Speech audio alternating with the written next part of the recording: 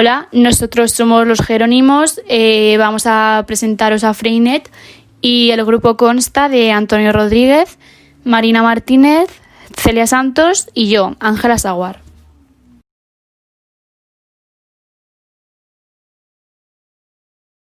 Ferstin Freinet nació el 15 de octubre de 1896 en Gars y falleció el 8 de octubre de 1996 en Vence. Fue maestro pedagogo francés, creador de técnicas que llevan su nombre, utilizadas en diversos métodos de investigación pedagógica.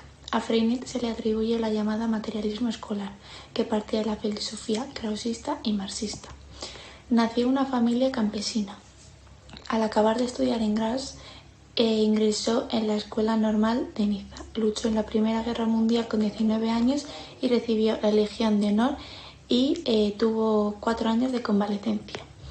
En 1920 se inició como maestro en Bar-sur-Loup, en los Alpes Marítimos. Aquí comienza a desarrollar su activismo pedagógico, con propuestas como introducir la imprenta a la escuela. Comienza a publicar artículos de prensa y a participar en congresos internacionales de la llamada Escuela Nueva. Toma contactos con docentes franceses como Bobet, Cosseinet, Ferrier o el neurólogo y psicólogo infantil Claparède.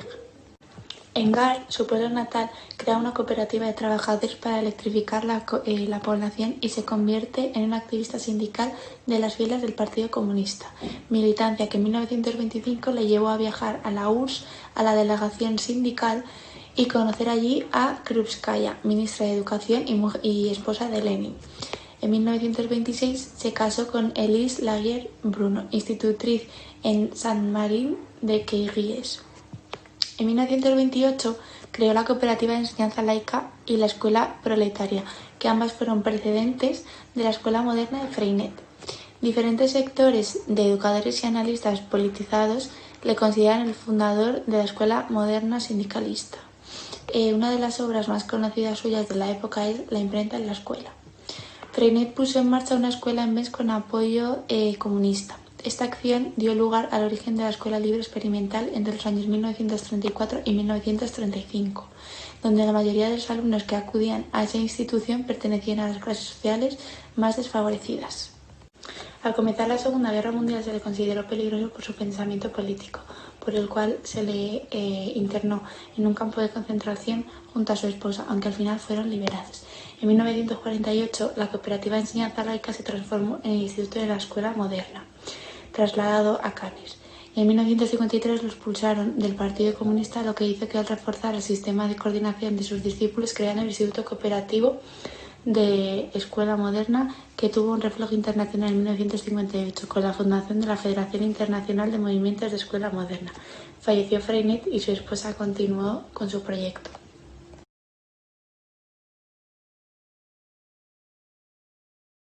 Célestin Freinet tuvo que luchar en la Primera Guerra Mundial, que fue un conflicto bélico centrado en Europa. Recibió el calificativo de mundial porque se vieron involucradas todas las grandes potencias de la época, que se dividieron en alianzas: la Triple Alianza y la Triple Entente. En la Triple Alianza, al principio la formaban el Imperio Alemán, Austria-Hungría e Italia, pero Italia se unirá después a la Triple Entente. Y la Triple Entente la formaban al principio Reino Unido, Francia y el Imperio Ruso.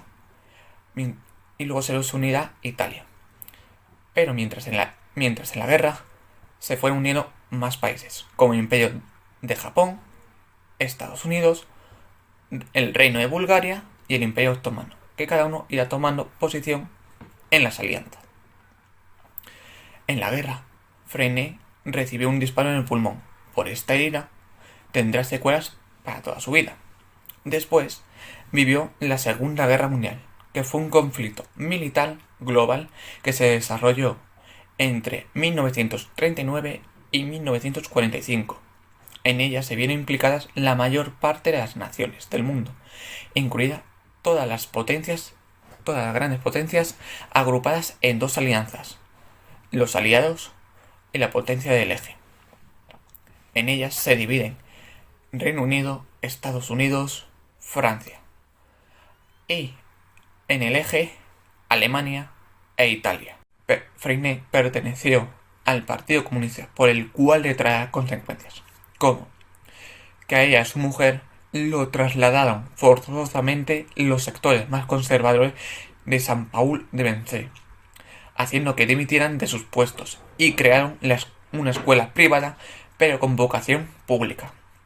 Fueron encarcelados por su ideal comunista en un campo de concentración, pero en 1941 fueron liberados.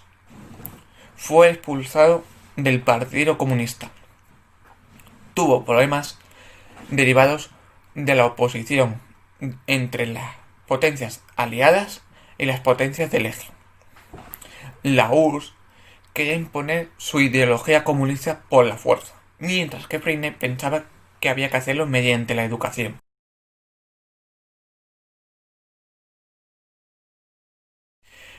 A Freinet le influye fundamentalmente Fourier y Del Clory. Fourier le orienta en sus principios pedagógicos y Del Clory fue su mentor y le influye en su metodología de la enseñanza.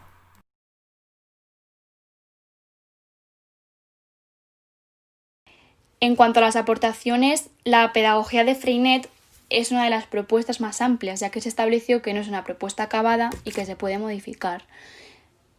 Él pretende llevar a la práctica un conjunto de técnicas activas, populares, naturales, abiertas y paidológicas. En esta pedagogía, el niño es activo, autónomo y creativo.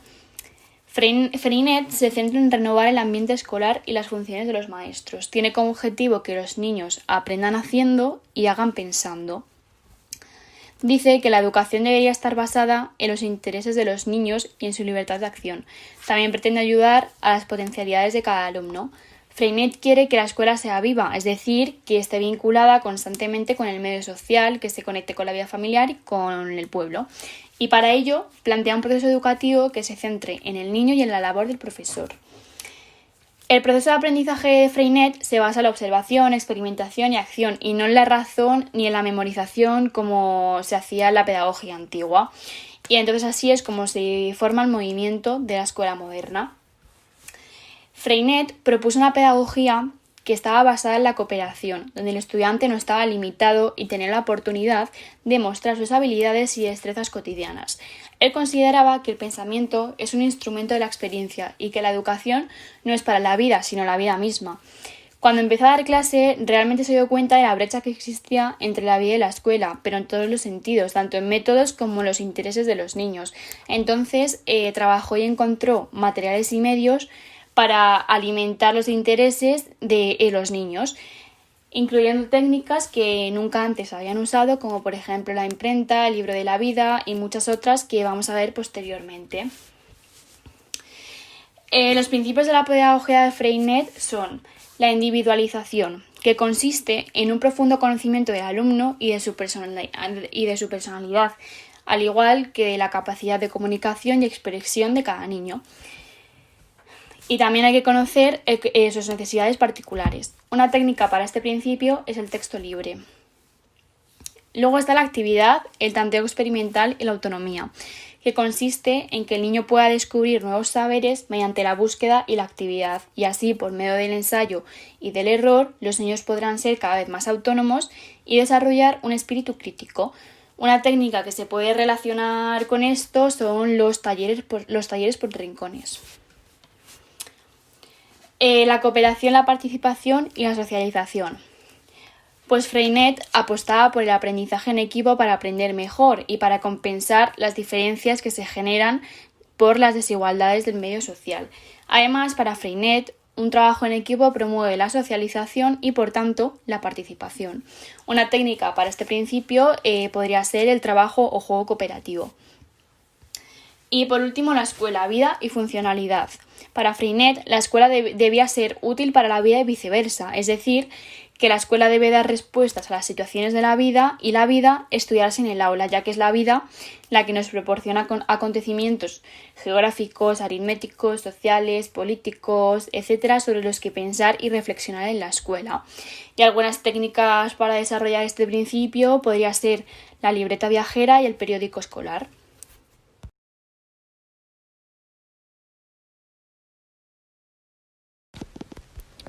Las técnicas de Freinet. La imprenta escolar. Consiste en elaborar un periódico de los alumnos o el docente y debe ser fotocopiado para que pueda ser leído, comentado y analizado por todos los alumnos y que éstos puedan modificarlo o adaptarlo. Con todos los materiales se puede crear un bloque de periódicos para que pueda ser consultado por los alumnos como un rincón de lectura. El texto libre. Se trata de un texto que el niño crea en función de sus experiencias e intereses. Puede ser redactado o leído por el propio autor o por otro alumno. Este texto es producto de la experiencia del niño, por ejemplo, de su vida en familia. Finalmente, se debe de escribir en la pizarra el texto y ser revisado en conjunto con la idea de hacer ficheros autocorrectivos. El fichero escolar. Contiene un conjunto de fichas de trabajo con actividades, experimentos o resúmenes para que puedan ser consultados por los alumnos como si fuera un diccionario. El libro de la vida. Es un libro que se va elaborando con los textos elegidos en clase y que forman parte de sus experiencias de vida, de sus reflexiones, de sus intereses. Se puede realizar en un bloc de dibujos o en folios sueltos que se grapará para hacer un libro. Este libro sirve para dejar constancia y reflejar las experiencias vividas de cada alumno, para valorar la escritura y aumentar la autoestima, para conocer mejor a los autores de los textos y para ofrecer un punto de reflexión lingüística y gramatical. La correspondencia interescolar. Se trata de redactar cartas que deben ser enviadas preferentemente a otra institución para que el alumno pueda redactar sobre su medio geográfico, sus costumbres y tradiciones de su lugar de vida, que pueda hacer descripciones de un lugar y narrar historias populares. La cooperativa escolar. Se trata de una experiencia en la que el alumno se convierte de forma real, no simulada, en cooperativista, que toma decisiones democráticas sobre un patrimonio colectivo que se va conformando con aportaciones económicas de todos o con los beneficios generados por la venta de productos fruto del trabajo colectivo. Esta técnica sirve para fomentar el trabajo de lo colectivo y de la cooperación, para incentivar el espíritu emprendedor del alumno para que pueda aprender a administrar con rigor y transparencia un patrimonio colectivo y para que pueda contribuir al desarrollo de las competencias matemática, social y ciudadana.